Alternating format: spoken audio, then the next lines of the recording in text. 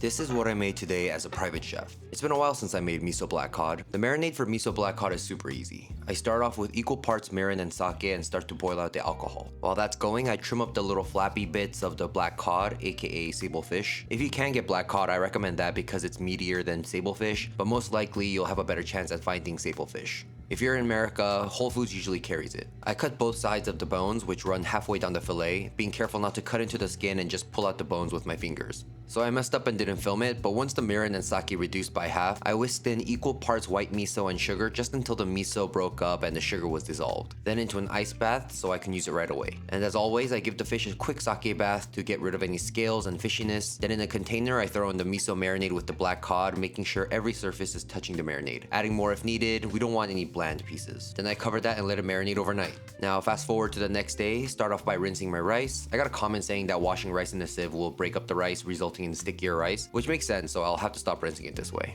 Rinse multiple times until the water runs clear, drain and throw in a pot with a few slices of ginger to perfume it, add water. I'm always using the finger method, bring it to a boil and into the oven at 350 degrees for 25 minutes. And that's 350 freedom degrees. Our veg for today is broccolini and broccoli from the farmer's market, so I trimmed them up, blanch in salted boiling water and shock in ice water. I toss the broccoli in olive oil and salt and throw in the oven to get roasted. The broccoli is for my clients since they find broccolini harder to digest with its fibrous stems, and their guest today prefers broccolini. So I rub the broccolini in olive oil and salt before it hits the grill to get a nice char. I then made a smashed cucumber salad by literally smashing some cucumbers. Smashing the cucumbers opens up cracks and spaces in between the cucumbers to really pick up the flavors of the vinaigrette. I make the vinaigrette by sweating green onions and garlic in a little oil, then adding soy sauce, sesame oil, rice wine vinegar, cilantro, everything bagel seasoning, sugar, and giving that a whisk before pouring that over the smashed cucumbers to marinate.